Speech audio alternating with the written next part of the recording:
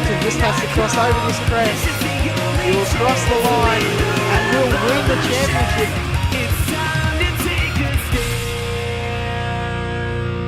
All right, ladies and gentlemen, welcome to the final round of the V8 Supercars America Series. I'm JD Smith. Alongside me tonight will be Kane Kraft. Kane, our final round of V8 Supercars America's action, and we're no better place than the home track of myself, Road Atlanta, live here at Braselton, Georgia. And I tell you what, pal, 2.5 miles of pure road racing bliss. I love this place. An incredibly fun track for a lot of people. We saw it last year. It provided some great racing. The first lap, super slippery, but after that, everything calms down, and we get some of the best racing of the year. I love this place. How are you, bud? Excited. This is going to be the final round of the season. We're going to crown the champion here tonight, and it's looking like it's going to be a great race here at Road Atlanta. This is one of my favorite tracks to watch these guys on. The track is a very aggressive track, and these drivers really got to get up on the curbs and really got to get with it to have a great race here tonight. Yeah, there's a reason why this track just keeps appearing on the America's schedule. It's because the drivers love it here. Everybody tends to like it here. It's really not a crazy track. It's just a good flowing track. It's there's nothing really that's incredibly different about it. It just is a great flowing track. The guys like coming here. The racing always provides really exciting races, and it's a great place to finish our 2015 Season 1 season, Kane. Can you believe we're already saying that? Already here in 2015, and the first season already almost over. We're going to crown our champion tonight. I tell you what, he's already got 1 foot over the finish line. Just got to drag it over. It's Marlon McMullen. It is his night to pull this thing and get it completed. It's all up to him. All he has to do is get out there and run a decent race, and he should be the 3-time America's champ. But you got to watch to find out, and we're getting ready to head out to the track here in just a few moments. I tell you what, 25 laps tonight. So I believe that is exactly the same length we ran last year at Road Atlanta, and it provided us an awesome race. Do want to mention that on the screen is the current points, the drivers that are in the positions. I wasn't able to get the actual points, but as we head into tonight's race, these are the drivers that are in that particular position coming into tonight. Marlon McMullen is in the lead with Tony Attridge about 400 points or so, not an exact number, behind. Michael Cracknell is right there racing for that second place. That's where the race is going to be for the points tonight. We're going to really have to keep an eye out. There's about a 40-point difference between Michael Cracknell and Tony Attridge. There is a chance that Michael Cracknell could end up getting that second place position, but we'll have to keep an eye out for that one. Marty Carroll's going to be in 4th coming into tonight's race. Michael Fulcher 5th, John Emerson 6th, Ian Ford 7th, Corey Preston 8th, Brock Solomon 9th, and Rory Wyndham's going to round out the top 10 in the points coming into tonight's race. Kane, I think we have a really good point of seeing Michael Cracknell get that second place spot, because I think there's about a 99% chance that Tony Attridge doesn't make the race tonight. So it's what I was hearing in pre-race talk. So we'll see if he makes a late, right before we get started here, see if he got logged in or changed, was able to get here. But I don't think he's going to make it tonight. Of course, after I say that, watch him pop in at the last second, which would be awesome. But if he doesn't, it's still what a run from Michael Cracknell this season. Regardless, he has really stepped up his game.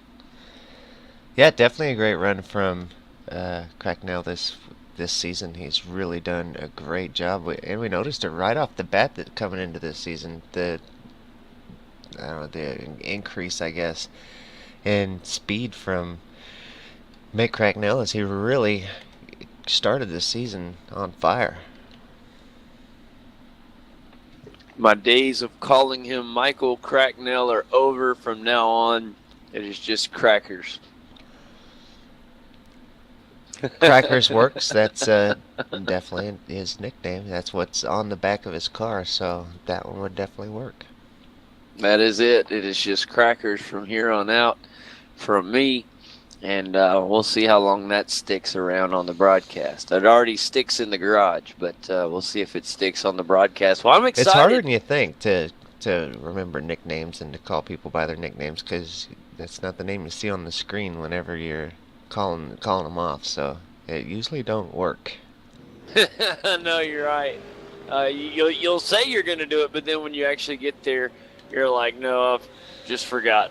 But let's look at the starting grid tonight, Kane. I'll give you a second here for everybody to get their minds wrapped around how we're going to start.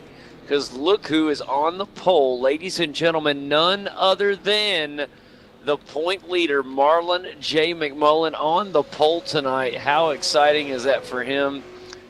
Super, super exciting. And he's going to be in his Red Bull Holden behind him. How about Dennis Gutierrez in the number 16 Ford Falcon? Loving that. He'll be starting on the front row along with the point leader. Back in third in the Maverick Weldon Holden, it'll be Ian Ford. A big day for him possibly. And in that fourth position, it is Crackers in the Simpit Ford Falcon. Never mind, just kidding. It's Michael Fulcher. I don't know what I was doing there. I was looking at something else, but it'll be Michael Fulcher in the Simpit Ford. Behind him in fifth, it'll be our old buddy Corey Preston in the Apexy Falcon. Nigel Baines will be in sixth. He'll be in his Simpit machine. Behind him, his good friend Marty Carroll in his Ford Falcon.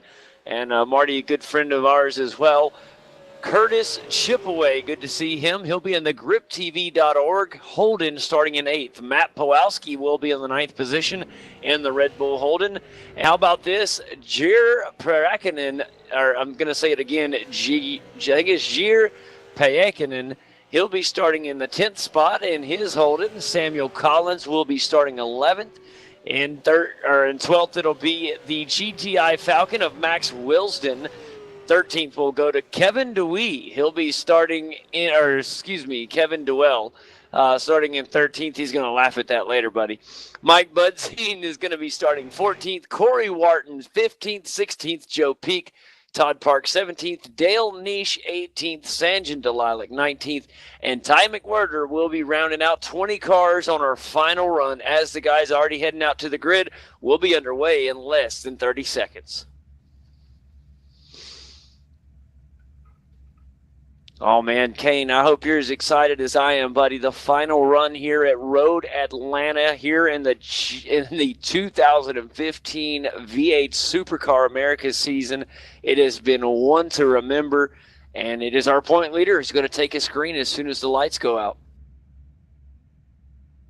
I'm always excited whenever we come here. This track is fun to watch, and it produces some great racing.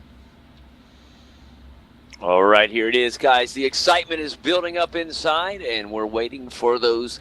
Here it is. Lights are on. Let's see. Getting ready for them to go out. Let's catch the start of very important turn one coming up, and we are away here at Road Atlanta for the final time this season.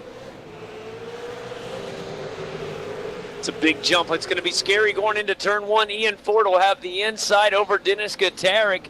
And it is. It's going to be the third place. Oh, we got real loose. Remember how slippery these cars are on the first lap here. Until the tire pressures get a little bit, the temp goes up a little bit in the tires, it gets very slippery out here. And this is a very important opening lap. So far, no major problems, Kane. I did see a car fall back a little bit in the trouble. Off the track, it's Sanjin Delilac and Joe Peak. They are able to get back running on the track, though. Yeah, I seen Curtis Chipway got a little off track as well. So far, all three drivers that got off track a little bit, back on track and going smooth. All right, glad to see them back going on. We got us a two-car battle between Max Wilsden and Jir Paekinen. And Jir driving away from another two-car battle behind them. We got a car doing a major cut through. That's Dennis Gutierrez, Kane, and that is not good. Dennis had a great run going. Remember, he started second, and now he has fallen way back as he has had to rejoin traffic. He'll come out right in front of Sam Collins. And Sam's running in 9th place, so that pushes him back a good 8 positions to where he was. Boy, that last chicane is very crucial, as as Dennis Katerik just figured out. It'll be fun to see if Dennis can regain some of those spots that he lost on the opening lap.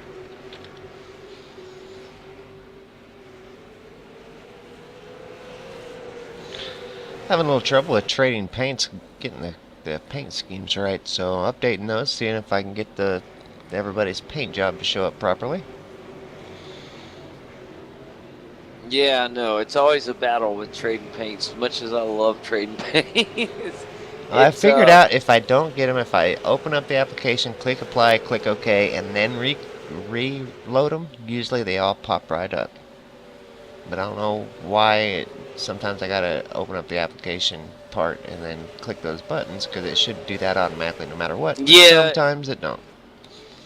Sometimes, you're right, buddy. You can open up the application, recycle it all, and it still doesn't do it. Almost 3 wide going down the backstretch, but they did get cleared out.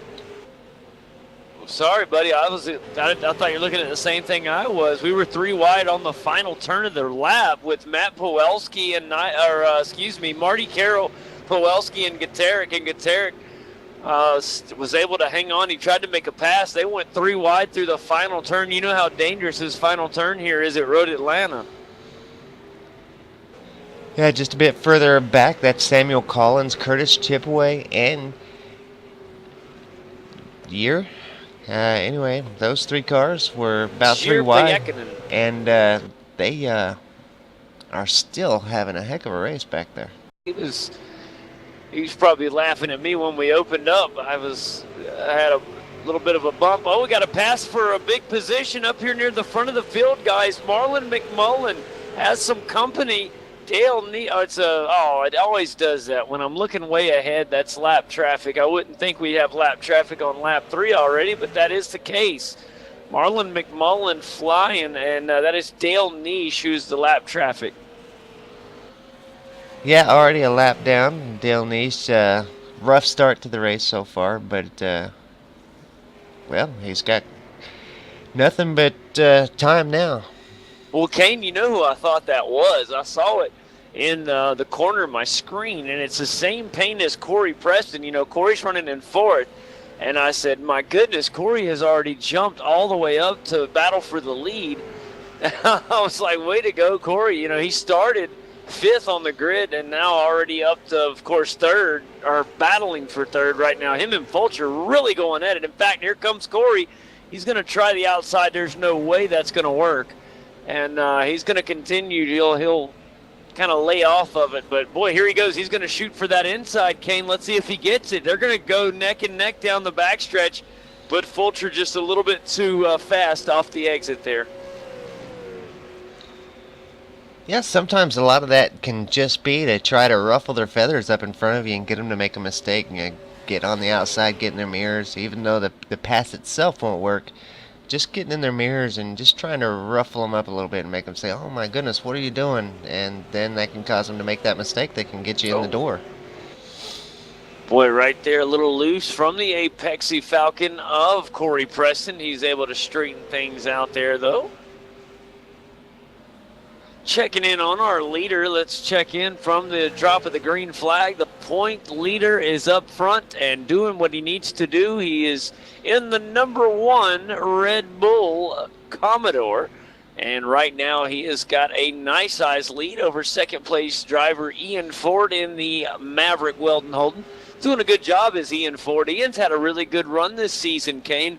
And glad to see him doing very well. And he has an opportunity to get up there and battle Mr. McMullen here for the lead if he can continue a good pace. He's not that far off. About 2 seconds behind Marlon. This is a long race here, so there's definitely that chance he could, and we've seen him do it before, just put his head down and start making up time, and before you know it, a few laps passes, we look up and there he is, right up battling for the position. So we could definitely see that happen tonight. Ian could just start reeling him in. Before we know it, the race is there for the #1 position. 3 wide down the backstretch right now. Dennis Katerik going to cut over not 1, 2 cars. Dennis Katerik gets around Matt Powelski Also in the grip TV holding it is Curtis Chipaway here, and what a move from Dennis Guterres. Dennis Guterres will move up into the 7th position, and he is on his way trying to make up all that lost ground off of lap 1. Fantastic run. Boy, Kane, I was watching and I was just letting, we got a car off track. It's the GTI machine, or excuse me, that's the Beko of Corey Wharton. And he is trying to find an opening to get back on the track. He is in the 20th position at the moment. A tough break there for Corey Wharton. Kane, that car still hasn't got joined the track, and he has plenty of space. I'm considering other options. Got to be some kind of equipment malfunction, and it looks like he's got everything fixed as the Beko International Ford Falcon back on the track. You know, two good friends going at it right now. Two sim pit, one Falcon, one Holden. Of Nigel Baines trying to hold off good friend Marty Carroll. They'll go side by side down the backstretch, and it looks like Marty Carroll will make the pass as they head down towards the chicane here at Road Atlanta. It will be Marty Carroll who will take 5th place from Nigel Baines. Good run there from two good buddies.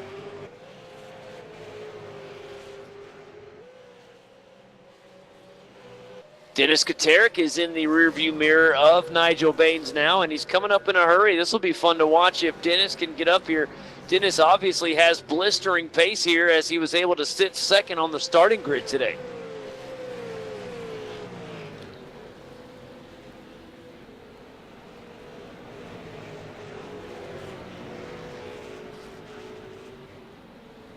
Good 3-car battle behind them back there with, Gier Paakinen and Sam Collins, also Max Wilson in there as well in the GTI Ford. Those guys, that's battles 12th through 10th, and Gier Paakinen is in the lead of that 3-car pack. In fact, both him and Sam Collins. Oh, Sam's going to try to go inside possibly. Doesn't get the daylight he was looking for, but he's hanging right there with Gier.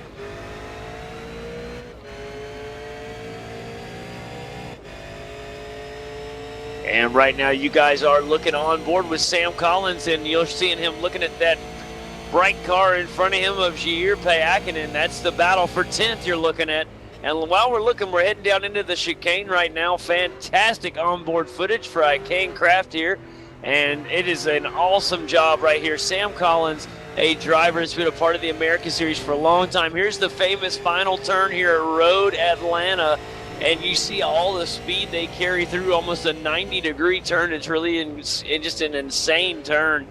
And, of course, turn 1 here going up the hill. That's the toughest turn of the track right there. The turn 1, just hard to figure out the right amount of turn to put in, the right amount of speed. The apex is just hard to find on that turn. And it's Sam Collins did a great job to that turn. He really made up a lot of space right there. See how tight he's riding with Jair Paakinen through the S's section as well. That takes a lot of skill and a lot of trust from the guy in front of you.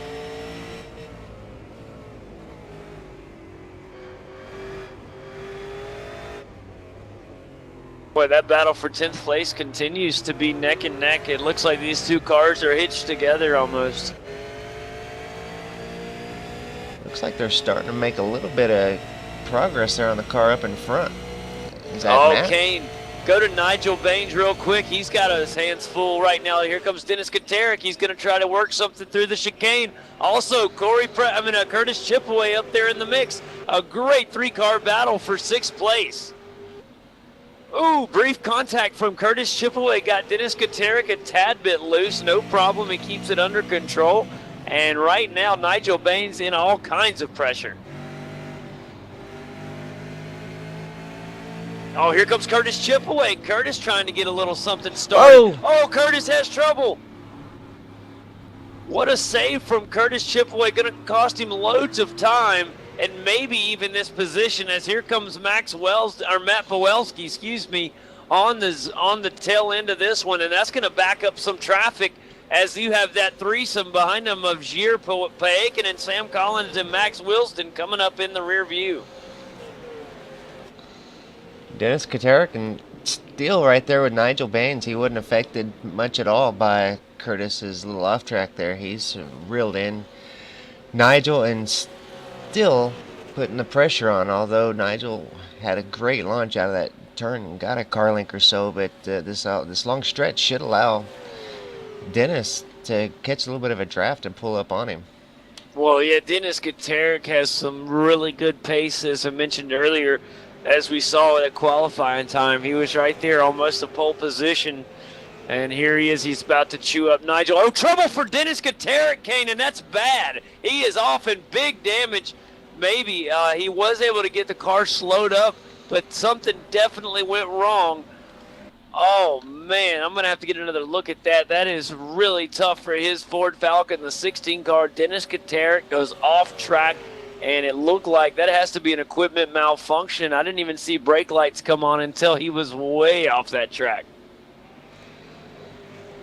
Yeah, on the race recall replay now, watching him go down the straightaway there. Great speed, and then just straight. Did get on the brakes and get it to start slowing down, but I didn't see the steering wheel moving at all. I would have to say that if that was an equipment malfunction, it probably was with the steering wheel.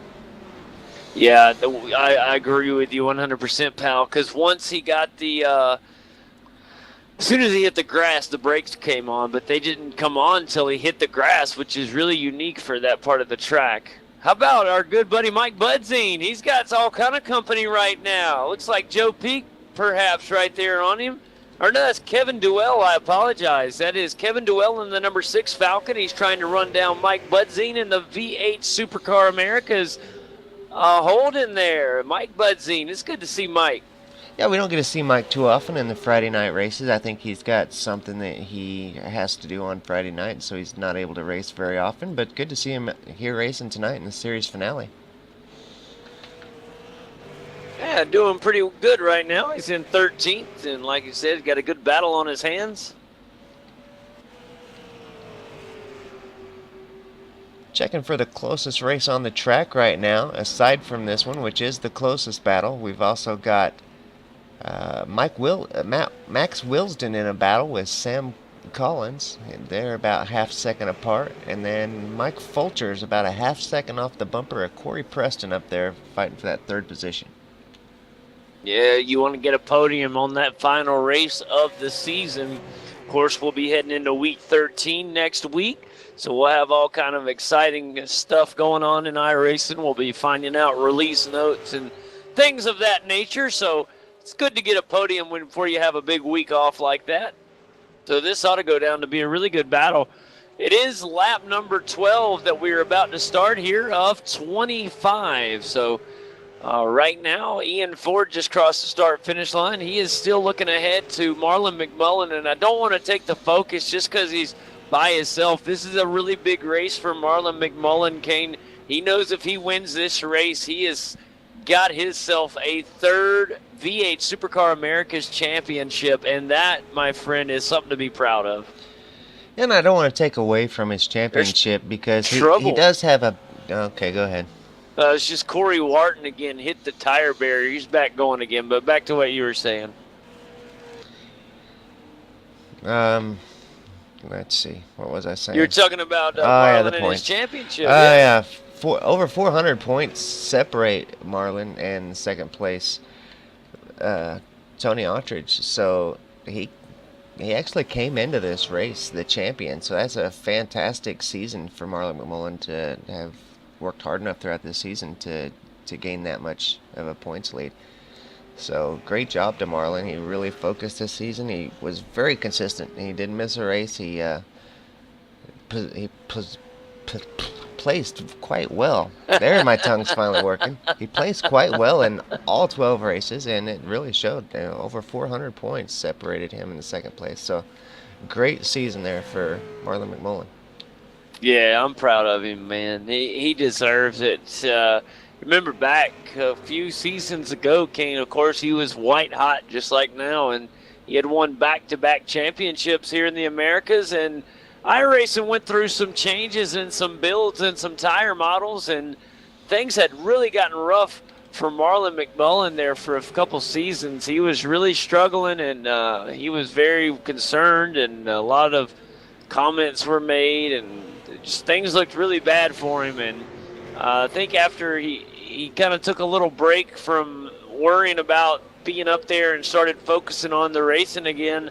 And lo and behold, once we got the new cars, something clicked again, and boy, the lap time started hitting good, and slowly but surely he started moving back up towards the front. And then once the season started, Kane, I mean, the product is right in front of us. Fantastic job. It's like the old Marlon McMullen is back again. Max Wilson with a little trouble there with the off track and now trying to get going again. Boy, Michael Fulcher has been really trying to catch this apexy Falcon of Corey Preston. Remember, Kane, Corey has first really good run back since the arm injury. Ever since he has come back from that injury, he has looked like a different driver. He has been, he's had his mistakes, but they've been few and far and less between than usual, and the results have been staggering. He has been a very quick driver ever since, and right now, of course, right in front of Michael Fulcher here, holding his final spot on the podium momentarily in the number 10 Apexy Ford Falcon, and I'm proud of Corey. I think he's made a turn for the better, and I'd like to continue to see what he does, especially going into Season 2 of 2015, off of what he's built here in this first season of the year. Yeah, if he keeps working on that, he's definitely got the speed. If he keeps working on everything else, he could definitely be a top driver in the series. It'd be cool to see. He's a young guy, got a lot of stuff ahead of him, so fun to watch. That battle back here for 10th off track, it was actually Dale Niche in the Apexy. So that was Dale having a heck of a race here tonight, just really struggling with the track here. Yeah, just a couple drivers been having some issues tonight, and unfortunately, it's a tough place too. It's a fun track, but a tough one too. It can catch you off guard, and especially when the car gets real loose. The driver we haven't mentioned he's back there by himself at the moment. The number 18 car of Sanjin Dalalik. He's in 12th place, Kane, and not too bad considering he started 19th on the grid and has worked his way up slowly but surely. And it's good to see Sanjin Dalalik back out here running good. He's trying to get up here and catch a top 10, but he's going to have to do it with just about less than 10 laps left in this bad boy. And he can do it, especially because the cars in front of him are starting to make a four-car battle for position. Dale Niche isn't for position, but he is hanging pace right now momentarily with this threesome of Samuel Collins, Jir Payakin, and, of course, Max Wilson in that group as well.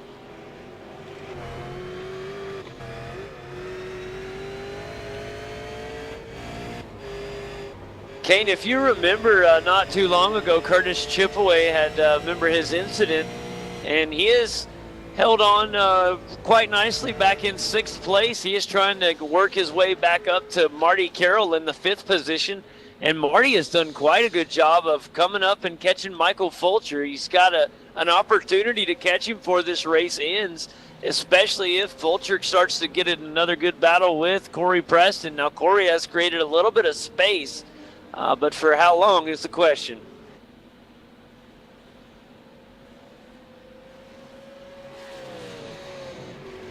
Kevin Newell back there in the 14th position, really starting to reel in Mike Budzine now for that 13th position, but Mike's still holding him off and still keeping that gap at least half a second. Old Mike Budzine, man, that's awesome. Yeah, him and Kevin Newell really going at it. I'm really proud of these two. A lot of times it's really fun when you get a good battle. No matter where it is on the track. This is a battle for 13th, and you'd think it was for the lead the way they're going at it. And not only is it just good racing, it's clean racing. It's something we like to see here. And these guys are really having a good time. That's a good classic Ford Holden battle, too. Mike Budzine, of course, in the Holden. And he's trying to keep off the Ford Falcon of his opponent here. That's Kevin Newell. And, they're real close here, coming up under the bridge for the final turn here. This could get real hairy. Oh, good job by both drivers. They are just having a wonderful time out there, Kane. That's what this racing is all about, just having a great time. When you're in a good battle with somebody like this, that's what it's all about, man. It's lap 17. Lap 17. And our leader in the Red Bull machine going to come down and get ready to start lap number 18 of 25. Boy, this race doesn't take long to get away from us, does it, buddy? It don't. When we got as great a battles as we've seen here today, something's happened to Corey Preston. Corey finds himself back in 5th place behind Marty Carroll. I'm going to take it back and do a race recall replay and see if I can find what happened to Corey. Yeah, I'm very curious to find out what. Oh, Kane, it's down in turn 6 and 7. He had quite a bit of an issue here. No, it had to have happened before that.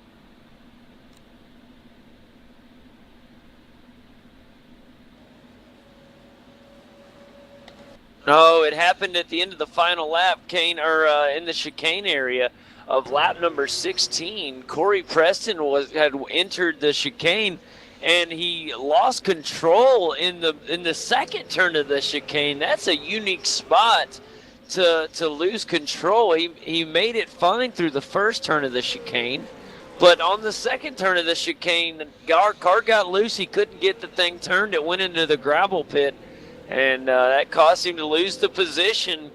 And so he lost not one but two there, as Marty Carroll able to get by as well.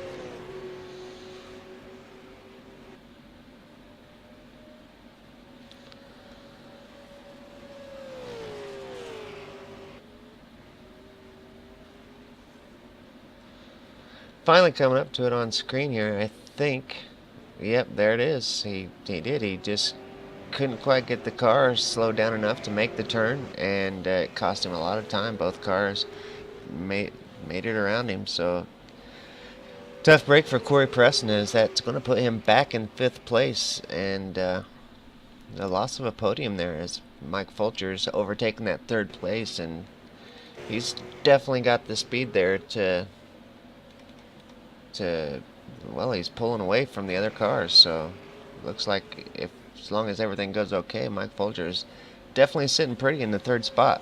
I tell you what this did do, Kane, here at lap 19 of 25, is it made it really fun for Marty Carroll, Corey Preston, and Curtis Chipaway. These three look like they're going to maybe have a little fun, as both Curtis Chipaway and Corey Preston are going to try to run down Marty. And, of course, Marty Carroll in the number 8 Simpit Falcon. He's enjoying this 4th place spot. He's going to try to hang on and get a Simpit 3 and 4 finish up here as they try to catch, of course, Ian Ford in 2nd, excuse me. And, of course, our leader, Marlon McMullen. It is the start of lap number 20 for our leader, Marlon. And he has already reached the top of the hill. This car is flying, Kane. Last lap was a 119.6. He has really got some pace out here, and he is ready to win his 3rd championship.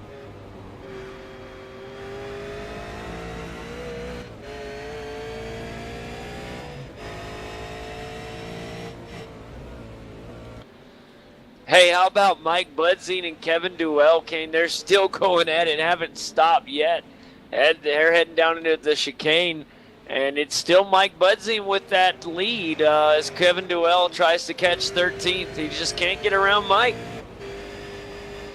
Yeah, these guys are having a great race back here, and it's so much funner to have a race like this rather than, if Kevin were to have the pace to get around Mike and pull away, that it'd be a long, lonely race. To me, it's much more fun to have a race like this rather than be all lonely, maybe a position or two further up in the line, but to just have a boring race. I'd rather finish 14th and have a race like this. I agree, buddy. That's what it's all about, man. These guys are having a blast out there. I got another one. It's not for position, but two guys no strangers to one another. Sanjan Dalalik and Dale Niche.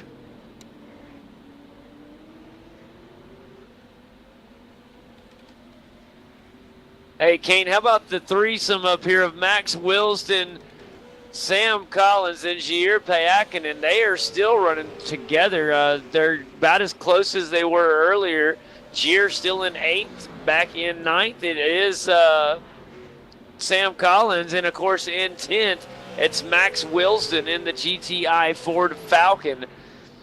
And fun to watch these guys, those three really working at one another. Curtis Chipaway has caught up to Corey Preston, something serious. And remember, Curtis had some good speed up until his incident.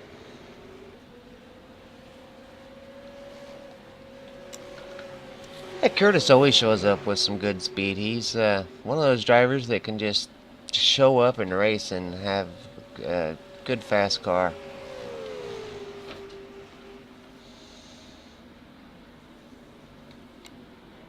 All right, guys, coming through the chicane. Remember, Corey had quite the trouble last time through this chicane. No problems for him this time.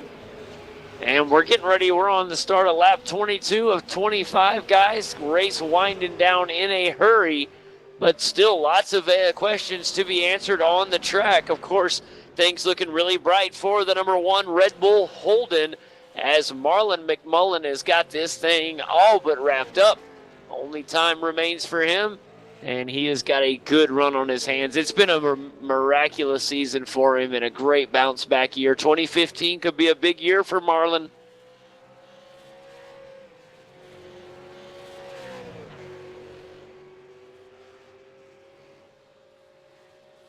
I think it is. I think it's going to be a good year for him, Kane. Oh, I do too. He's definitely, well, he's put a lot of effort into this first season to, of course, win this championship.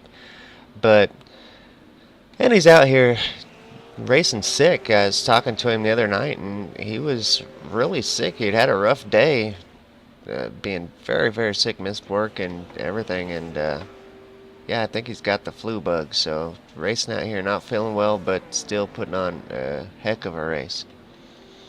You know, as fast as he's running right now, last lap 119.4, so a little faster than the previous lap. But so is Ian Ford. Ian Ford last lap 119.6, so Ian Ford putting down some championship-style laps as well. Just, you know, phenomenal season for Ian as well. I would love for Ian to be able to race an entire season because he's definitely got the pace to really put a run for the championship. But work or something, there's something that keeps him from being able to run the entire series how it would go toward the end of the season, because Ian Ford is very fast, and when he runs, he's very consistently up there at the top. So it would make for a great season. And of course, we had John Emerson, who participated a lot this season, and gosh, whenever he was here, he was a dominant performer in the series. But another one of those drivers that just couldn't participate every week, and several of these drivers that couldn't participate every week, but man, if they could, it would really have made for one heck of a championship. Man, it is. It's that participation of every single week. You know, they don't get quite the drop weeks they once had, and I like that. I like the fact you got to be here every week. You know, but it does take it back to the days when they used to get quite a few drop weeks, and you could have a guy that could show up 3/4 of the season and still compete for a championship and have a real legit shot at winning it.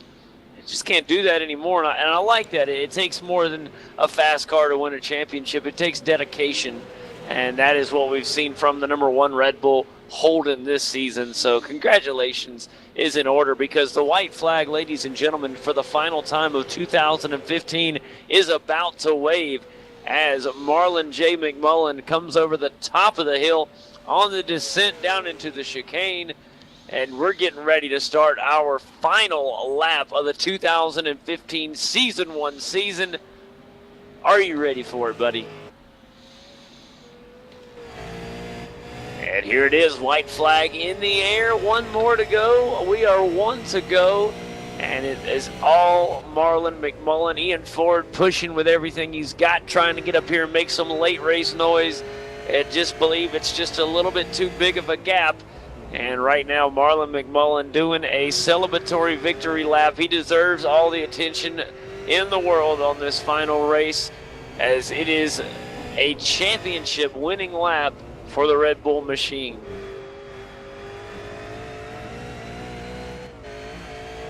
You know it's got to feel good for Marlon. He has overcome a lot of stuff, and he deserves it.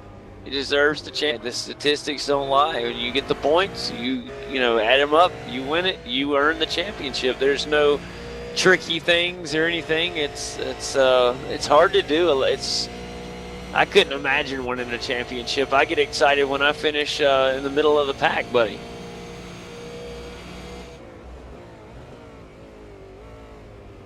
Well, here it is, guys, the final chicane. Here it is over the top of the hill. Ladies and gentlemen, the winner and your 2015 Season 1 champion, Marlon J. McMullen, the 3-time champ.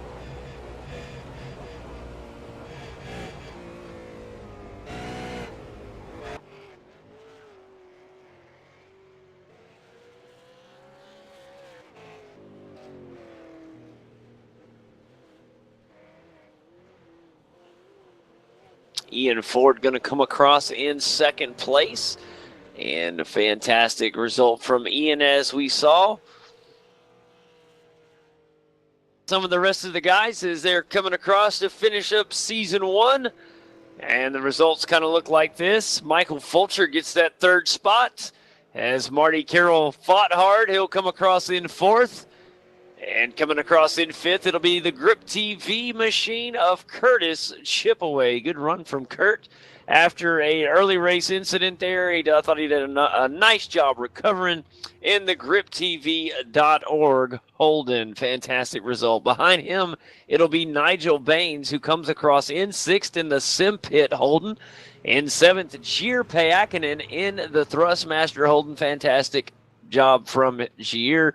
And Sam Collins takes eighth place. Of course, Sam in the middle of that three-car battle. Fantastic job by all three of those guys. The third guy was the GTI Ford Falcon of Max Wilsden. He comes across ninth. Matt Pawelski with a top 10, and he'll round out our top 10 cars in his Red Bull Holden. Sanjan Delalic takes 11th in the Serenity Sim Racing Holden. Mike Budzine in the V8 Supercar Americas Holden comes across 12th. Kevin Newell will come across in 13th, and of course him and Mike Budzine had one of the best battles of the day. Corey Preston, after incidents, will come across all the way back in 14th. Kane, a tough break for Corey. Joe Peak will come across 15th. 16th will go to Ty McWhirter.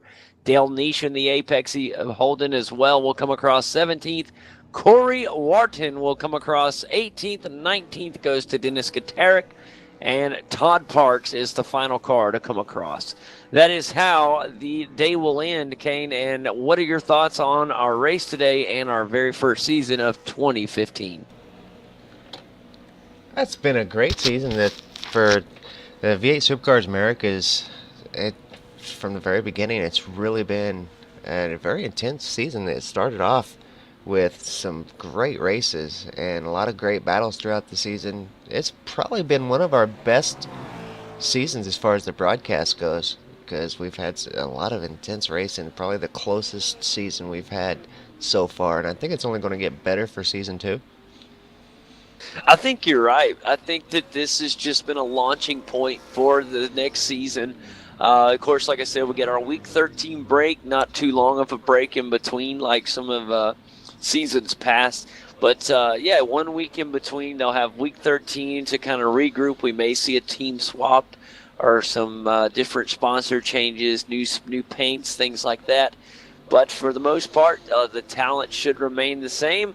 A lot of guys coming back ready for to make a stand. All the points will reset. And we'll see. It'll be fun to see who's going to come out and try to make a run for the Cup here. But right now, it's all about Marlon McMullen. He did a wonderful job this season, and it is his time to stand on top of the podium today for the race and the championship. Yeah, definitely celebrating big. As he really was looking forward to this championship. He worked hard to get it, and he's very proud of it. He's he worked real hard for it, and it's something he's really proud of, and it definitely shows in his post-race celebration. Well, I tell you what, Kane, let's go ahead and bring in the champion right now. Marlon, hello and welcome to the Get Dirty MX post-race show. Before we say anything, congratulations on the 2015 Season 1 championship. How about it? Hey guys, I can't believe it. I'm over the moon at the moment. It's just something I've worked for so long, and it's taken me over a year to get another one. I just can't believe it at the moment. I'm so excited. They're hard to get. They're hard to get, and it's something that I think as a racer everybody wants, but not everybody can get. It takes a lot of dedication, and it's good to see that you've come back to the top where where you've been in the past. And I know that there were times when it felt like you probably would never get back up to the top, but it's here, man. Congratulations on a wonderful season. Yeah, thank you so much. I mean, this season alone's probably been one of the hardest seasons I've ever had to, race against. All the guys this season have been, fantastic competition. They've really pushed me so hard, to my absolute limits. And it was about week 5, I really sort of went up another gear, if you like, and just really wanted to just do as well as I could, and I can't believe, it's come to this point, and, it really shattered me. It's taken me so long to try and get another one, but, these things don't come easy, and, when you get them, there's nothing else I can compare at the moment. I'm just so happy, and I thank Curtis for being there with me today, and, yeah, I'm just can't believe it, I'm just so excited. Yeah, you should be, but yeah, like I said, you should be excited, and, this I'm not even going to focus on next season because I think it's as hard as you've worked, you deserve to just focus and enjoy on the championship at hand. And but we do look forward to seeing things next year. We have seen you repeat being a champion before, back-to-back season. But for now, just enjoy being that 3-time champion, and we look forward to seeing you next year, buddy. Yeah, thank you so much. Next week is the Formula One in Melbourne, so I'll go sort of relax there if you want to call it, even though I've got to walk about 6 to 10 kilometres a day, but that's my sort of relaxation. But, and then, we'll come back again next season, and, yeah, if I can get another one, I get another one. If I can't, I can't. I imagine there'll be a lot more stiffer competition, and I imagine Tony's pretty hungry as well. He probably doesn't like me getting another one, so, yeah, bring it on next season. I can't wait. Yeah, that was fun. Tony had a great run this season, and it'll be fun to watch him come back. If he, hopefully, he'll make it back for a full-time run in season 2. But boy, what an impressive run, Marlon! I'm proud of you. Hang tight, because of course we got tons to talk about on tonight's show. And yeah, man, smiles. Thank you so much, guys. All right, ladies and gentlemen, Marlon McMullen, our 2015 Season 1 champion, and a wonderful job at that. Let's talk to a guy that came in second tonight, had a fantastic run all season long, not only tonight, but really a phenomenal season. Ian Ford, ladies and gentlemen. Ian, welcome to the Get Dirty MX post-race show. How are you today, sir? Yeah, pretty good, guys. It's good to be back on the podium once again and entertaining your fans. It wasn't quite a close scrap like I thought it would be, but, it was definitely one of the most intense races. I was pushing as hard as I could, and I'm pretty sure you saw the front 2 cars running at absolute maximum pace today. Boy, you guys were really, really flying, and some pointed out that was out there just driving like there's no tomorrow, but then we look back, and here's Ian Ford running almost identical lap times. In fact, they were for the longest time, and boy, Ian, that pace was absolutely phenomenal. And I'm telling you what, I hope that you can run a full season next season, because I'm really excited to see what you can do. You and the Maverick Weldon Holden have just been fantastic all season long, and got to be a big-time front runner for a championship next season if you can get the full run in.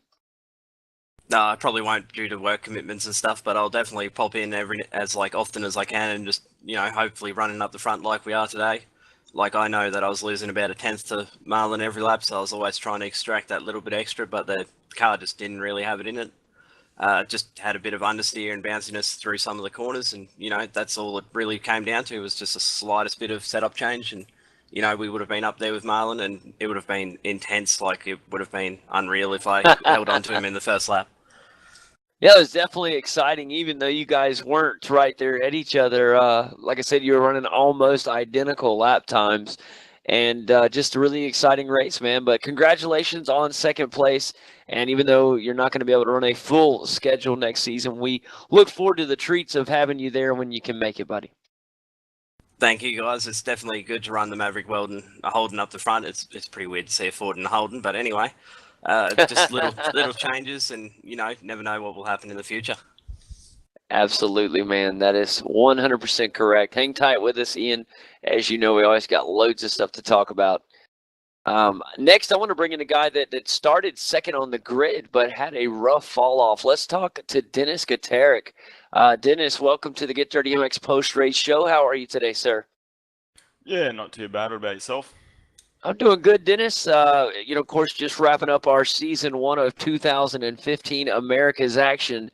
And looking at today's race, Dennis, tell us what happened there coming off of the final turn here at Road Atlanta. And it looked like maybe an equipment malfunction or something, but it's the way the car went off the track. The brake lights didn't light up until you had already hit the grass. Kane said the wheel wasn't turning either on your screen. So walk us through what happened there on that incident.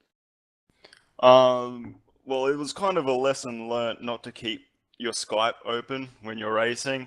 As I was coming down, my friend called me and tagged me straight out. And because I knew that I was already going off, because I was running already wide through there when it happened, so I knew that I was going to hit the grass. So I just kind of hit the brakes as fast as I could and just hoped that I didn't go back onto the road. Oh man! Well, the good news is for others, it obviously didn't affect anybody else. But man, that is, like I said, a lesson learned, and those are things that real drivers don't have to worry about. They worry about their engine blowing up and stuff like that, but they don't have to worry about Skype calling in and cutting off their vision and cutting off their controls almost. So. Man, what a tough break. But you had a great run. Obviously, you had a really good pace out there, able to start second on the starting grid on the front row today. And, of course, running really well. There was one minor incident you had early in the race that dropped you down to about 8th place, I believe. And it was fun watching you work your way back up through the field up until that incident. So some positive things from the race to take away from today. Obviously, very skilled driver, Dennis, and we look forward to seeing you back here in season 2, man. Yeah, that was the whole plan. I came in, because I haven't raced anything on iRacing since, November of last year. And I kind of wanted to come back in here, and just make a kind of like a stake claim for next season. But yeah, obviously that didn't happen. Well, I can tell you one thing, Dennis. I remember, I think it was the season before last, it might have been last season when of course, Jim Davey in here talking with us, and he would always give us an update on second split. And we were constantly hearing the name Dennis Gaterick over the top of the leaderboard in the second split. So the day has come. You're up here in the top split, and the start of season 2 could be a big, big time for you to jump in and make a name for yourself. Well, that's the dream. Yeah, well, truth be told, I surprised myself. Like I said, I've been jumping on here and now, ever since November, just because I've been trying to focus on getting real drives and whatnot.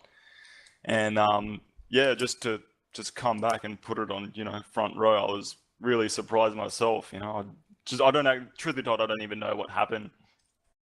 Boy, that's awesome. Well, I tell you what, buddy, work hard.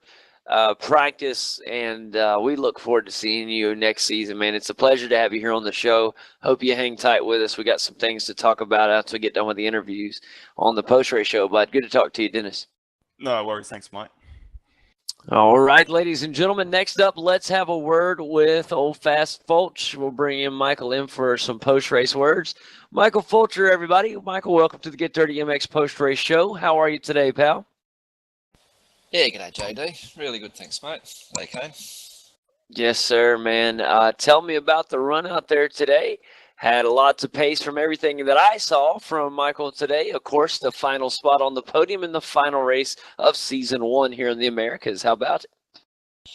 Yeah, got to be happy with that for sure. It was an awesome race. Props go to Corey there for the probably 15 laps. It was just on like Donkey Kong. We were, we were going at it pretty hard and leaving each other enough room, and it was really enjoyable. I was sort of in two minds when he lost it. I was like, "Damn, bad luck, Corey. You're having such a good race." And the other mind was like, "Hey, hello, podium," you know. Don't like Donkey Kong. I haven't heard that one in a while. But you're right, man. I tell you what, it was really a pleasure watching yourself and Corey Preston. Corey has done something this season. It's just been almost mind-blowing for me. The way that he has improved coming off of the arm injury has been just fantastic. I feel like he's grown so much as a driver, and he's just got to find a way to get rid of these little mistakes, and he is definitely going to be a dangerous driver, and I don't mean that in a bad way. I mean it in a good way. He is going to be somebody that all you guys got to watch out for. He is getting some really deadly pace here lately. Yeah, I mean, he's already there. He's already there as someone to really watch out for, you know, because his speed's always been good, but he's really starting to dial in, you know, the racecraft and not making mistakes. Pity about today, but no, he is really dialing it in. He's definitely someone to worry about. But on the other hand, on the contrary, like I said, Michael Fulcher coming in here, rocking out the final spot on the podium. You got yourself some deadly pace too, sir. Yeah, thank you, JD. I'm never really been a strong track of mine, and I'm still quite off the pace of you know, of winning the thing. But I was very happy with the consistency of the run today. There's nothing like spectacular in pace. It was just fast enough to get the job done. But that's all you need, isn't it? You only got to just get the job done by a headlight, you know. That's it, man. Sometimes that's what it takes. And man, it was a pleasure watching today. And I want to tell you, I wish you the best of luck in season 2, my man. Awesome, mate. And yeah, props to you guys for being here all season and doing an awesome job bringing us to broadcast. It's been a great season. I've enjoyed it all. Oh, you better believe it, man. Thanks a lot. That's Michael Fulcher, everybody. Michael, be hang tight with us. We only got a few more interviews left, and we'll talk about our season-ending discussion. So we'll have that coming up in just a moment. Let's have a word. Bring in then a guy that finished next on the finishing chart there, Mr. Marty Carroll. Marty, welcome to the Get Dirty MX Post-Race Show. How are you, brother? Not too bad, JD. And yourself? And I'm having a wonderful day, buddy. We got through watching our season finale at Road Atlanta, the home track of mine. Lovely track up there in Braselton, Georgia, of course. But let's talk about the day that you had, sir, in the number 8 machine. The number 8 Ford Falcon Simpit looked good out there all day, man. Had lots of blistering pace. Started 7th out of the grid and worked your way up to a very nice finish, just one spot off of that podium. Tell me about the run. Yeah, it was a little bit interesting early. Just trying to get the power down in that opening lap.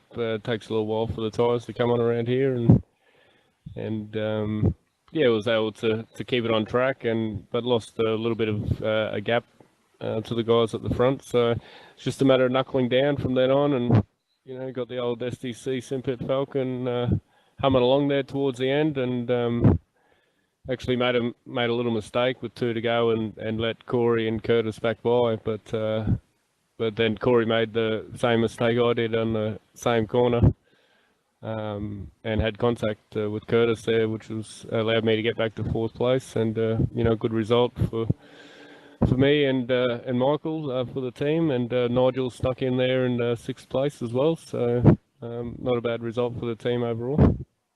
No, not at all. I thought the team performed very well, and you guys have had a remarkable season, and we're really looking at driver development and just a lot of improvements. We just got through talking with Michael, and he has just been outstanding all year long. Marty, you've come around leaps and bounds, looking like the Marty that I saw a couple seasons ago.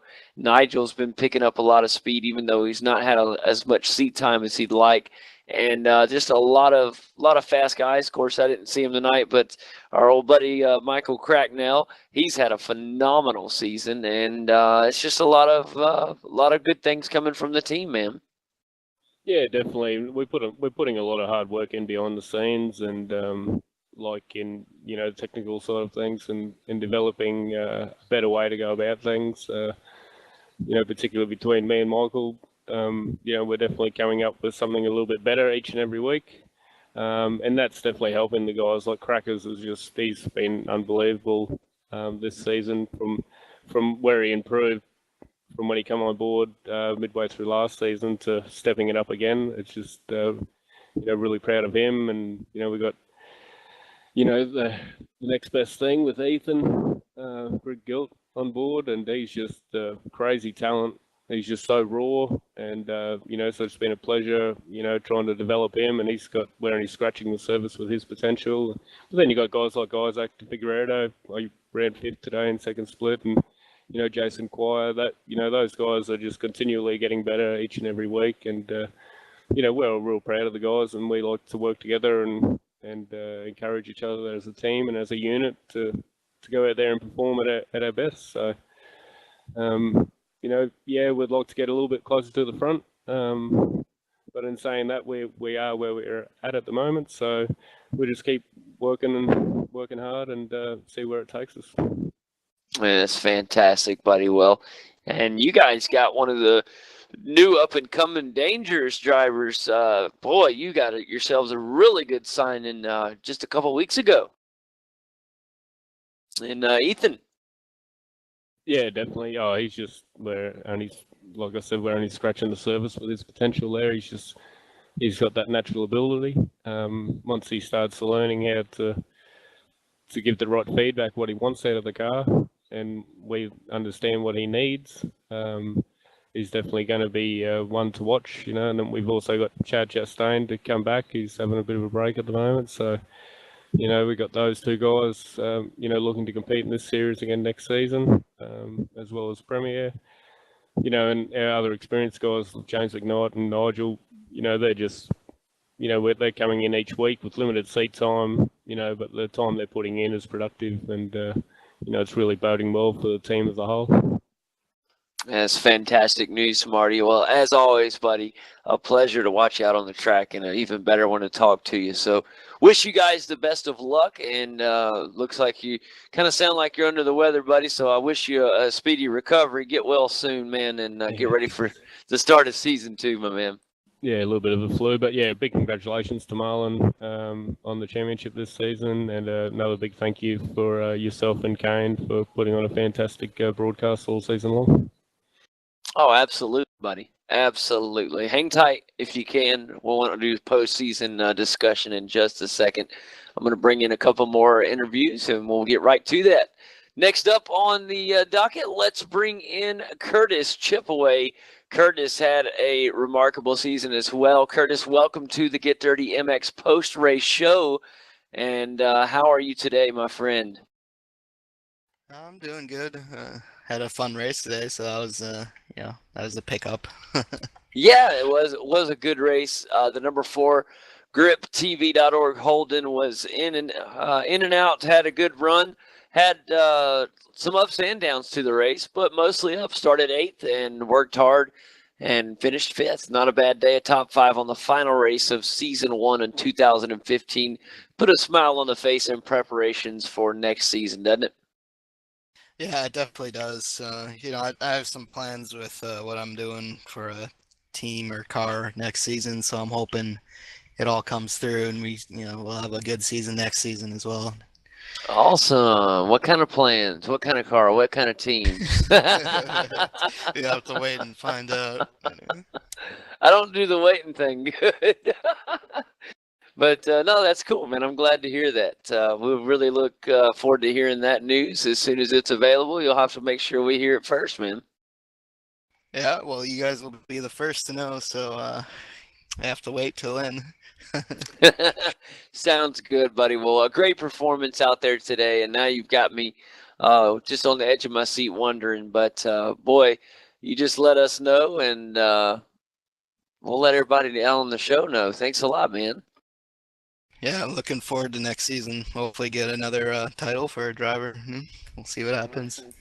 Yeah, man, fantastic. That was an amazing run all season long. Curtis, you've always come out there, put some blistering pace out on the track, and just did it again today, man. Another top 5 just to add to the record books.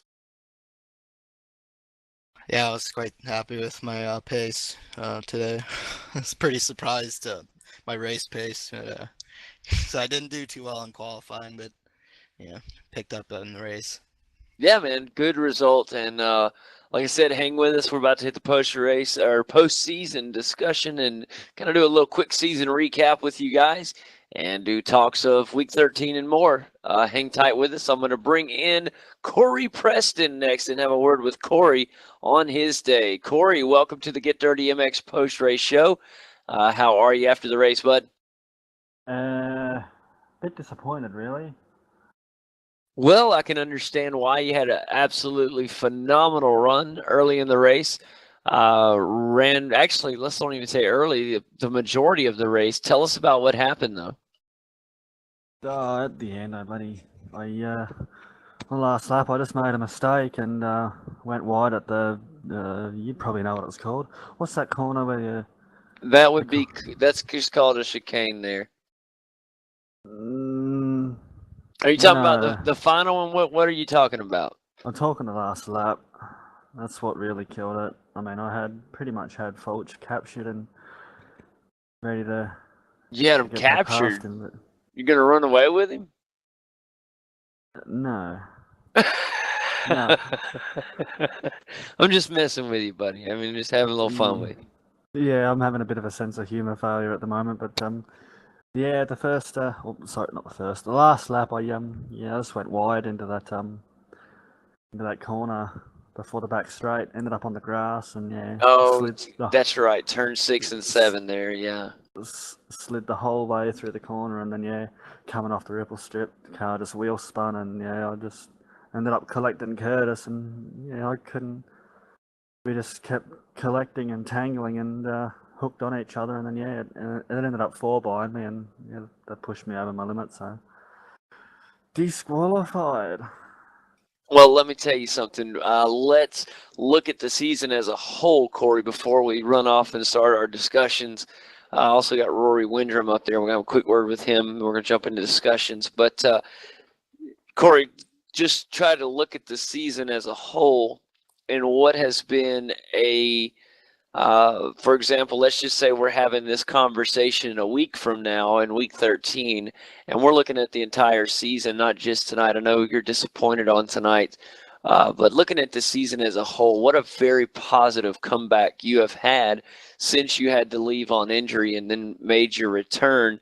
You have improved leaps and bounds on things that needed to. You've always, like we were saying just a minute ago, you've always had good pace, but lately you have knocked a lot of the silly things that used to really hinder your performance, and you have put those things aside, and now you have become a very, very, very top contender, man. And I think it's a very positive improvement that we've seen from you this season, and really, really looking forward to what you can do next season. So I hope that you can bury the small stuff like this and put it behind you. That's part of maturing as a driver, is putting the little things like this behind you. Looking forward to what's ahead. We got a really big season up ahead, and I think it's going to be a really good one for you. Don't dwell on the bad, my friend. Keep your head high. We look forward to seeing you next season. Oh yeah, so do I, Kane. Oops. I'm sorry. You're not Kane. That's all right. I wish I could be Kane, but I'm not that cool yet. I'm just JD, but no worries, my man. Oh yeah, well it's all good, JD. I mean, yeah, this season, I mean, compared to my previous seasons, and I'm sure you guys in the commentary box will notice, as you said, I've just come back after doing my arm in, and yeah, I've got to thank. It's really down to Michael Fulcher and Marty Carroll and the help they've given me, to improve my driving, and it's really helped, and I've really come a long way this season. And as you've said, JD, I've just knocked a lot of that silly stuff out. But yeah, tonight I just made that one mistake, and it cost me a little bit. So yeah, we'll move on to next season. Speaking of which, next season calendar. Next season calendar, what? How do you guys? I suppose we'll talk about that in the after race show. Yeah, we'll do that in just a second. In fact, let me bring Rory down in here, have a quick word with him, and we can jump right into that discussion with everybody. Let me jump in here with Rory real quick, my friend. Rory Windrum, everybody. Rory, welcome to the Get 30 MX post race show. How are you doing tonight, bud? I'm doing pretty good. It's good to have you here on the show. Tell us a little bit about your race this evening. Well, I started. Oh, let me see where I graded up.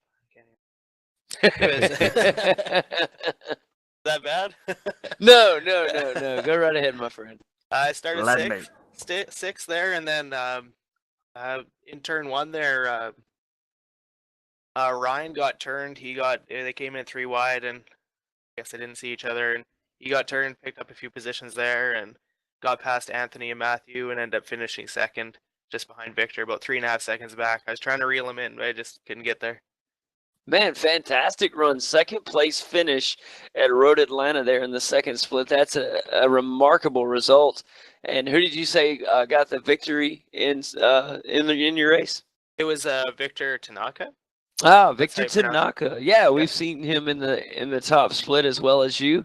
And got both you guys have tremendous pace, man. That's really good. Congratulations on the podium, man. Yeah, thanks. I think that's my best finish this season, so it's a good way to go out. I will say so. I would say that is a great way to leave you hanging through week 13 and getting ready to start in week 1 of the 2015 season 2 season, man. That's a handful of words, but boy, it is going to be so exciting. And we look forward to seeing how you do, man. Yeah, I'm pumped, especially with some of the new tracks coming. Yes, speaking of those new tracks, we can actually go ahead and head off into our group discussion, man. Everybody that had their mics muted, you can unmute those, and welcome to the discussion part of the show. It is officially the end of the 2015 Season 1 season. Guys, where did it go? We have been 12 weeks in and 12 weeks done. Well, they are complete, and we have a champion that is Marlon McMullen. Congratulations once again to Marlon. He performed very well this season, and I am so excited about what we have coming up in Season 2, guys. I have seen more up-and-coming talent this season than I can remember in any years past, and I think that Kane can agree with me on that. We have had so many new names that have popped into our top split broadcast. And normally when we have a new name pop in, they're usually in last place or next to last place. But this season, we have actually seen guys that have been challenging for the lead that I've never heard of until, I saw their name in the broadcast for the first time. It's just been crazy. Nobody? Kane, I think, went to the restroom on that one. But yeah, we've had a lot of new talent, guys, and it's just been so fun to watch. And I've come accustomed to a lot of the names in this room right now. A lot of you I've seen now for almost 2 years, and it's been really exciting getting to know you all and to watch you guys get better and better as drivers. And but it's like seeing this whole new group of I want to say kids because they're new. But these new guys coming up, and they're really good. The veteran drivers are going to have to really stay on the ball to make sure they stay on top. Yeah, it's been a fantastic... Oh, go ahead. Now he comes in. Sorry. Sorry, I thought you were away on a toilet break, Kane. Well, that's what JD said, but... I just didn't hear from you, pal. Definitely getting harder to get a podium with all these new names that you mentioned, and like we mentioned before, Ethan Griggold, watch out for that fella. Boy, he is the real stuff, isn't he, Mike? Oh, 100%. And the thing is, like, we'll share a set, and sometimes you think, my set's not good enough, Give it to Ethan, and he absolutely smashes the lap times in it. It's like, well, that's good, my sets work, but it's not good that I'm getting beaten in my own set. Yeah, that'll kind of make you mad for a minute, though. But I tell you what, it is extremely hard to make a fast set. So when you make one, I mean, Kane and me see that a lot in the NASCAR iRacing series. They make so many different sets for these drivers. And there's a group of guys that literally sit around all week. As a lot of you know, you've been there and done that. You'll make a set for a certain driver, and you think it's crap, and then you see him go out there and he wins the race with your set, and it feels like you went out and won the race. I mean, it's really cool. It's a neat feeling when you build something and you build your own set, work hard on it, and then see it all the way to victory lane. It's really neat. Yeah, and speaking of setups, next season, or week 13 even, which is for the next build for next season, we're meant to be getting a major suspension update, and the way the suspension works in the physics. So that means all of our sets are right across the entire service. So like goes from all the way from rookie up to like, you know, the iRacing Grand Prix series and the NASCAR series and all that. Everything is just going to be, you know, thrown out. Ah, they've done that to us a couple times throughout the. Since we've been here, they've made changes that pretty much throughout all the setups, and everybody had to start over from scratch, and they've had to release new baseline setups and everything. So, wow, I kind of like it when they do that. That I get to jump into the server and race with everybody for a race or two, and be able to at least stick with the slow guys. I heard that, Kane. You mean that across the board, suspension for all models, or is that just for certain models? No, it's right across the board. I can't remember where Tony said it, but there was major suspension model updates coming. So I think that's probably the most exciting thing that I've heard coming out of the new build yet. That's fantastic to me. I think that's wonderful. I think the suspension has been needing some adjustments. So I think that'll make the driving feel a lot better. My favorite part of the new build is going to be the addition of the qualifying session to the race session. That's going to be awesome. Starting next season, we'll be broadcasting the qualifying session as well as the race session, and that's going to be a lot of fun. That is cool. That is something that we have wanted forever, as long as we can remember. Isn't that right, Kane? Well, the guys do qualify just 15 minutes before our race starts. I guess it's about a half an hour, but the way that we split it, with the Australians and the American drivers or North American drivers, that we would never be able to get everybody into the same server, and so we've never broadcast the qualifying. Whereas the old V8's online Australian broadcast, they used to come in a half hour early, and they would actually broadcast those, and it was actually fun to watch. But we haven't been that lucky until now. Yeah, and speaking of the next season's schedule, what do you guys think of it? Oh, I think it's fantastic. It looks great. Thanks, Corey, for putting the effort in to get that done. I know it started off a little rocky, but it did get finished, and man, what a great looking schedule that is. Does anybody have the schedule on hand right now? No, but all I do know is Monza's week 3. Monza's week 3? Yep. Exciting.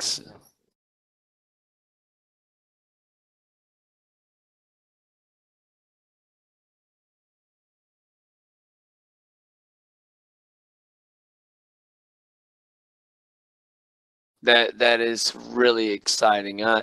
Monza on the schedule, and that is going to be awesome. Anytime we get a new track, it brings some really great excitement to the season. But I think Monza is going to be a really cool track for these V8s. It's going to be super exciting. Now that I know that there's a combined road and oval course, I should actually email Tony and top it out. Not a good idea. Yeah, it'd be fun though. Yep. From the oval, and I saw the various videos, like the Sim Pit one, I think, on YouTube, where the guy's driving the Lotus, and yeah, he's just coming over the oval where it joins the road, and he just lost it because the Lotus is so old, shall we say? Yeah. Well, has anybody else know any of the other? I don't want to just do straight rumors. Does anybody have any other confirmed things that they know are going to be in this build? So, are we getting the new trucks this build? Yes. Yep. We are. That's confirmed? Yep. Yeah, the Tundra. Awesome. So I'm just trying to think of what I'm going to have to buy this build. I know I've got to get Monza, I've got to get trucks, and I think that's all I'm going to have to get. Yeah, I've heard a rumor. I cannot say where the sources are, but I've heard a rumor. We are getting GT3 Dirt Nordschleife. What? Say that again. Yeah, that's a pretty. I would say that's probably not a genuine rumor. Say it. If you've seen the forums each and every season, it's funny. It's like, oh, GT3 Lotus 49, GT3 NASCAR, GT3 everything, Dirt Nordschleife. I'm sure you've gone in the general forums and had a look at some stage. Yeah, it does get kind of crazy. I love hearing the some of the things. The rumor mill, yeah. Yeah, I tell you what, I've just recently got back into racing on iRacing, like literally the week before this one, and I just gotta say, God, I've missed it. It has just been phenomenal, man. I really did not realize how much I missed racing the car. Yes, I've been 100% on the ovals, and that's what I want to focus on for a while. But it's just been so fun, and I've just been in the B car, and I've done a little bit of just little practice in the in the truck, but mostly just in the Xfinity cars, and I've done pretty well. And it's you guys work your butts off each week, and you put so much time and effort in, but you get the reward. You guys get on this broadcast and perform each and every week. And I don't get me wrong, I love broadcasting like y'all like racing, but I did forget how much I enjoyed racing too, and so it's been good to get back in the car a little bit and get back to racing. But this new build with the suspension, that's going to be cool. I just hope it doesn't throw me off, because I just started working on everything again.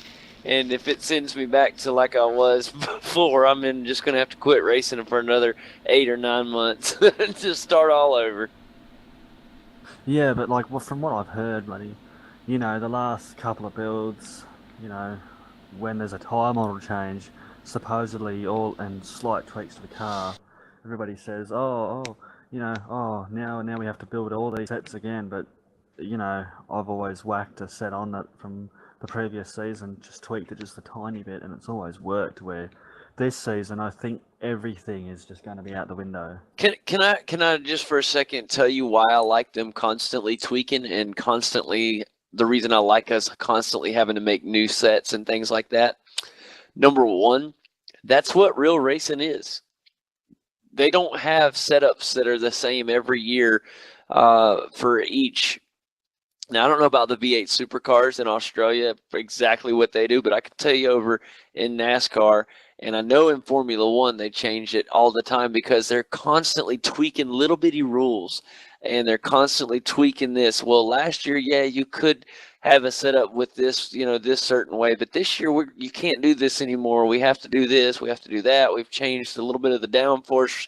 We've changed the horsepower. We may have changed the height of the rear spoiler. We've done this. We've done that. And the teams constantly are having to research and having to work on their cars. It's a constant evolving thing. It doesn't stay stagnant.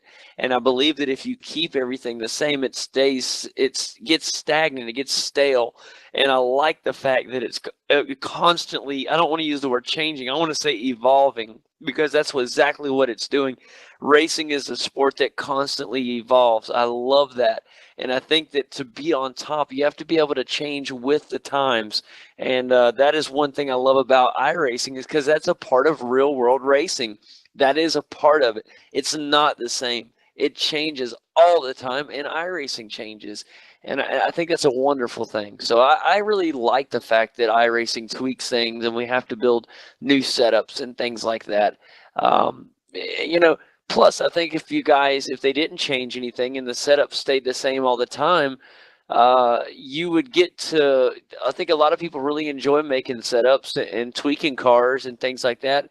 They would be pretty bored if things always stayed the same. I mean, you may have different thoughts on that, but that's the way I see it. I think it's a great thing. Anybody have any thoughts on anything like Yeah, that?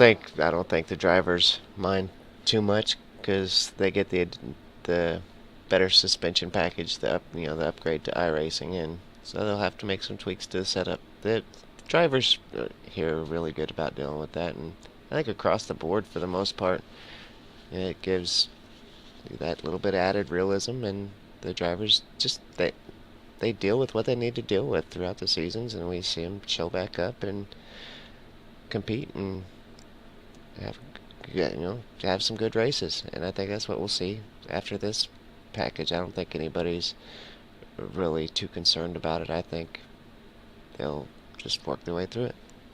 Yeah, it's the same for everyone, and it's part of the challenge, of it. And like we've always said before, the bang for your buck you get with the iRacing service is second to none. With the amount of effort they put in behind the scenes to be able to, every 12 weeks bring out, new tire models, suspension updates, the evolution in cars, stays as close behind the real world as it can, and it definitely makes it exciting, but yeah, things like it's been like that for a long time now, so you're right there, Kane. It doesn't worry us. It's just part of the challenge coming into the next season, and everyone starts afresh with 0 points come round one, and away we go. That's it. It's what's the beauty of it changing is it doesn't change for one person, it changes for everybody. We all have to learn. We all have to start from scratch, and that's what makes it exciting to me. Yeah, But actually, I wish. Sorry to cut you off, Jack. Corey, if you call me Kane one more time, we're gonna mute you. I'm just kidding, buddy. Go ahead. Okay, Kane, sure. Oh no, I'm gonna get muted. I wish iRacing would actually be a little bit more specific as to what they were going to do with the suspension. Like maybe it's a surprise. I don't know. What do you mean by more specific? Rather than say we're going to change the suspension, say we're going to change the suspension from using this particular type of shock or whatever to using this particular kind. It's something like that. Gotcha. I'm using this length of strut to this length, or whatever they're changing on the suspension. I gotcha. But like they're changing the way the suspension is modelled in iRacing, but I just wonder what they're changing and how that's going to affect the cars. Oh, that's neat. I tell you one thing that I'm excited about, just because I think it'll be really good for the top roads series. Finally going to build the McLaren MP430, a new Formula One car. It's about time. It looks like it's going to have Pirelli tires on it as well, which is something I think that this service has needed for a long time, is to update from their ancient Formula One car that's on the server now. Oh yeah, definitely. This is going to be a big addition to the service to finally upgrade the Formula One car to current specs. Is going to be something nice. They are going to include the KERS and DRS systems. Yes, so that's going to be it is pretty nice. We get drag reduction system and the kinetic, whatever KERS stands for. It's kinetic energy or something. Recovery. Yeah, recovery. That's right. Boy, I tell you what, I'm so excited. Yeah, kinetic energy recovery and the drag reduction system. That is so exciting. I remember when I first got iRacing and I just bought the Formula One car that's on here. And I got in there and I remember talking to somebody in the service and I was like, how do you use the KERS and DRS? And they were like, yeah, you don't have it. And I was like, well, how is this a Formula One car? And they were like, well, this model doesn't have it. And I was like, what? I was so upset. So that'll be really cool. Yeah, I don't And think iRacing back then could even model that kind of thing to have the car change so drastically wow. mid-race. You know, I just don't think that it was possible for them to physically be able to do it back then. But they've made such big gains in technology in the last couple years that it's definitely time to update the Formula One car. So, and I think the Formula One guys were just getting so tired of the old car that if they didn't do something to make a change there quick, that that series was going to run into some major problems. And that's a top-notch series, man. I mean, you got to realize Formula One is huge. You got to be able to at least, give them something. And so I mean, I'm really excited that they are. I mean, we got new trucks coming. We've gotten on the oval side of things. I mean, I'll be honest, we've gotten so much, and I just feel like that they've needed something because we really, yes, we got Coda. We talk about Formula One tracks. We got Circuit of the Americas, and of course now getting Monza. But um, for a while there, it was not looking pretty if you're a Formula One fan on iRacing. But that is going to change, I believe. I think they're going to focus a little more on it, especially with the new car. I've loved that what they've done with V8 Supercars. Of course, we got our Holden and Fords now, and that's fantastic, man. It's been awesome. Our series doesn't need too much doctoring up, though. I like it just the way it is.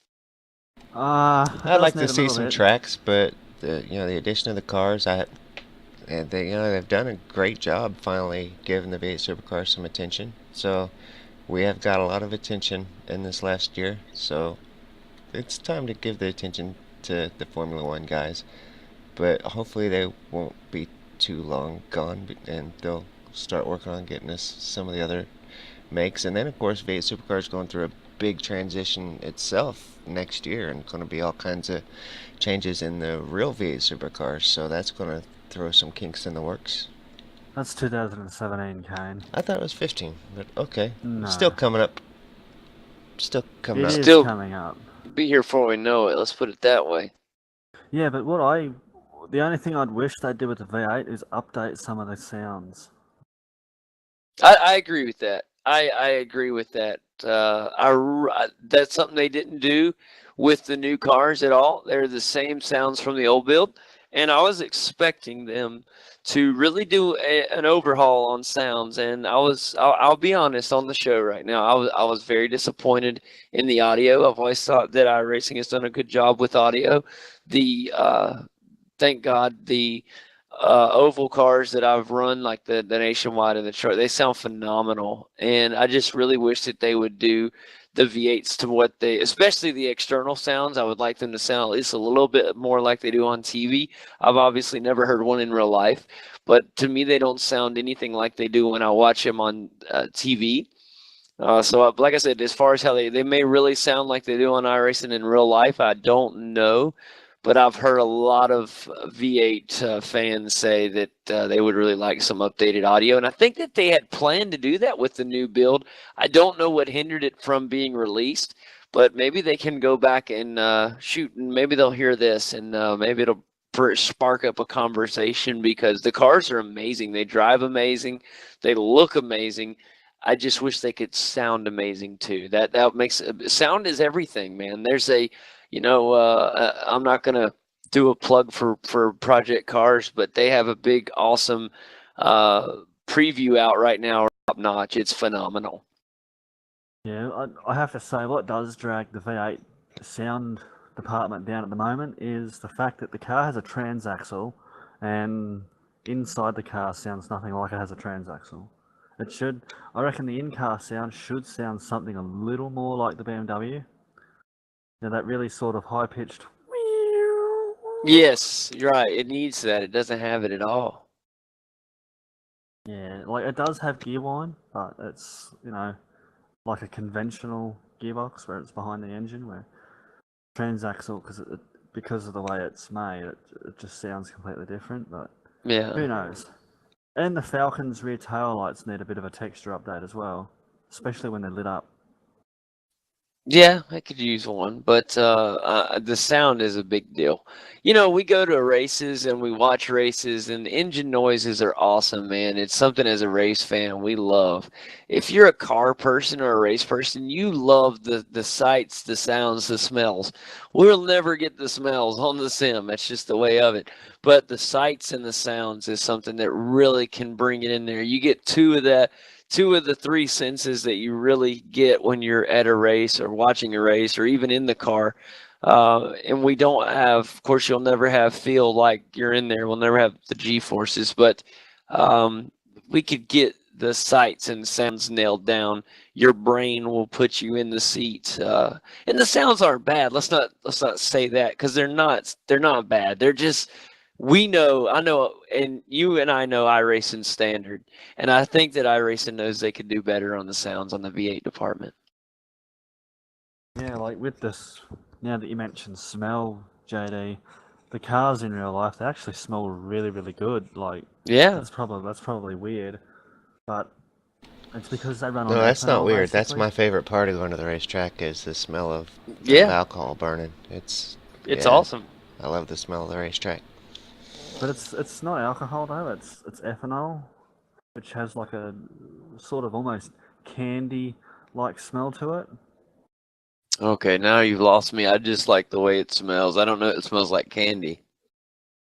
I'm sure someone who's been to a race would back me up. Like they smell really sweet. It does have a sweet. Yeah, it does. You're right. No, I'm just gotta give him a hard time. When he said candy and cars, it just it smells like gas and all things racing is what I love about it. But Yeah. I typically go to the dirt track here locally. That's all we have locally to go to, and these guys are still using, you know, if it's not regular old gas, then they're using some kind of alcohol gas mixture, and it it you can smell it as soon as you get out of the car in the parking lot, and you know you're there.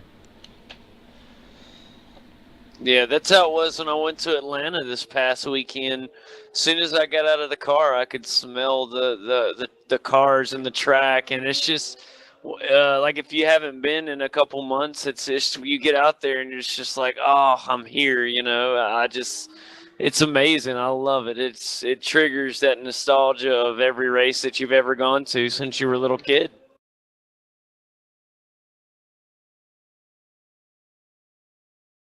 But anyways, anybody have anything else on the show tonight? I do want to remind everybody to visit bathursterbus.com. Read my little write-up there. We do got some plans for some fundraisers to get some other funds coming in. And, yeah. You heard that right, too. Fundraisers. We need to patent that, Kane. Yep. We're got a plan that we're going to call fundraisers, and we'll mention that a little bit more as we get to the new season. But something we can do to try to raise a little extra money, and anything that we raise through All Jacked Up or through other means, of course, will come off the total of the main fundraiser at bathurstorbus.com.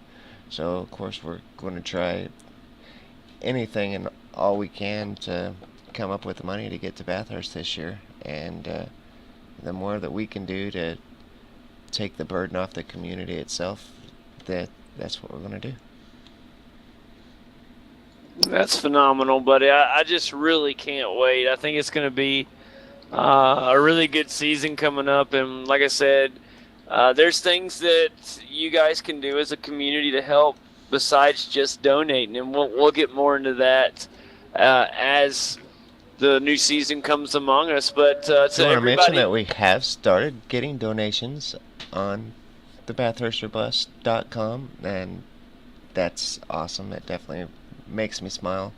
Thanks, Jace. Last time I looked, Jace had donated, so thank you very much. We appreciate that.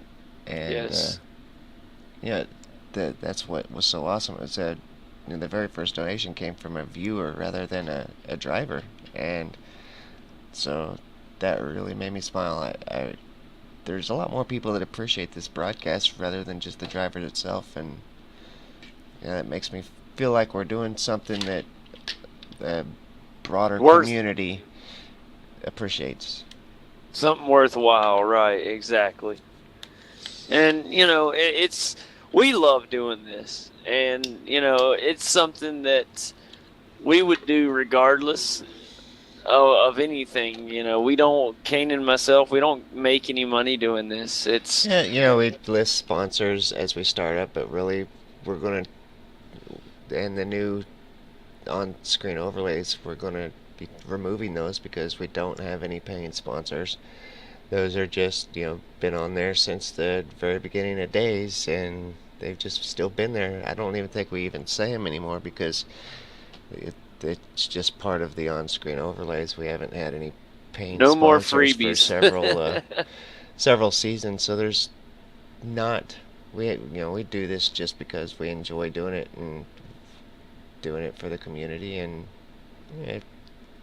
it's something that really brings the community together and kind of makes this community a step above the rest. I think when you got the broadcast to go back and watch it, it highlights how awesome this community really is.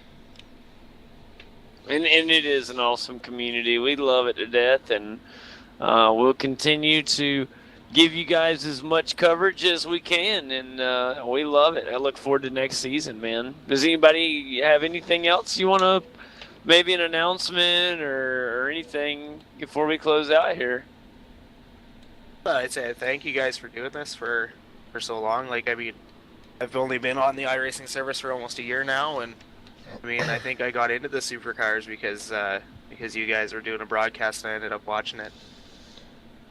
That's fantastic. There's been at least 4 different people that's come on here and have said the very same thing, and there's no better feeling than hearing that. There's no better justification for what we do than to hear somebody say, "Oh, that's I why watched we're the here." Broadcast, and it was so awesome that I had to get it." And yeah, so thanks for letting us know. If the broadcast has brought you to the service and now you're part of the broadcast, I think that is absolutely great, because what brought me to the broadcast was watching Jay in the very first V8's online broadcast. That's what got me interested in the V8 Supercars, and then ultimately interested in broadcasting them. And not that I'm interested in broadcasting per se, because I've never been interested in broadcasting or doing this, but it needed done. This series, the Americas series, it needed a broadcast, so I just started studying and learning how to do it just because it needed a broadcast. It's turned out to be something that has gotten bigger than I think me and Kane ever thought would. It's amazing. We love doing it, and it's really part of the week I look forward to every week is this America's race.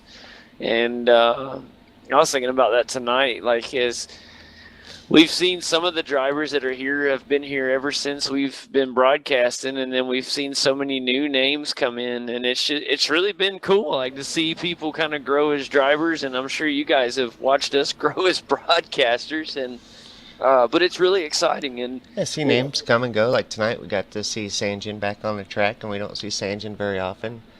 And I thought that to myself when we seen Sanjin, was like, he's been here since the very beginning, and we haven't seen him for a while. So it's good to see Sanjin back on the track.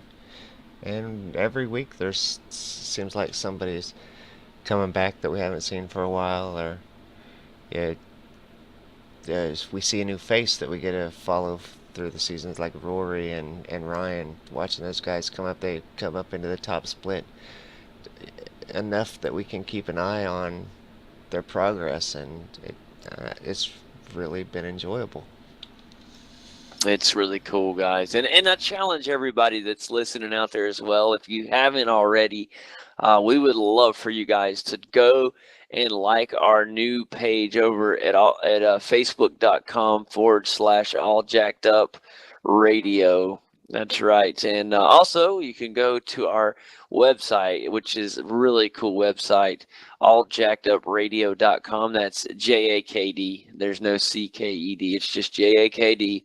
And alljackedupradio.com. And Kane has got it hooked up now. It's so cool, guys. You can go over there on your mobile phone and listen to the podcast right there. It's like almost like an app now, where as soon as you go to it, it's a mobile website now. So it's very mobile friendly. You don't have to download anything. You just hit play, and it'll stream the podcast, or we just like to call it a radio show, right there from the website. You don't need anything special. And we would love for you guys to listen to that show and give us your feedback on it. And it's a great way for you guys to keep up with what's going on in NASCAR. And as we get deeper into the auto sports and motorsports season, we'll be able to keep up with multiple forms of racing on there. Of course, we'll keep you guys updated on the world of Formula One, IndyCar, and of course, y'all will know V8 Supercars. Y'all be keeping us updated on that. But we'll talk about that on there as well. But I really challenge you guys to go check it out. And I think you'll really like what you hear. It's been an amazing show so far, and I've enjoyed every step of the way. But that's it for me tonight, guys. I really look forward to next season with you guys. I wish you all fun and the best during week 13, and we'll be excited to see some of those new paints, new teams, and any other surprises we have coming into the 2015 Season 2 season, guys. I'm excited. From V8's Online, I'm JD Smith, Kane Craft with me as well. We thank all our drivers for stopping in tonight. And all the viewers, if you like the show, go up there and click that thumbs up button. It helps us a lot. And so make sure you subscribe to V8's Online. Y'all have a great night. We'll be back next year, or next season, how better. Next season, rather. Y'all have a great night.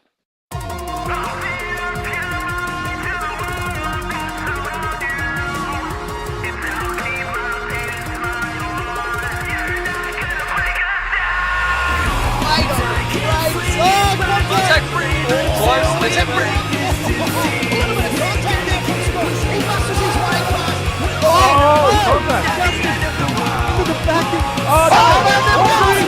Muggleton just has to cross over this crest. He will cross the line and will win the championship.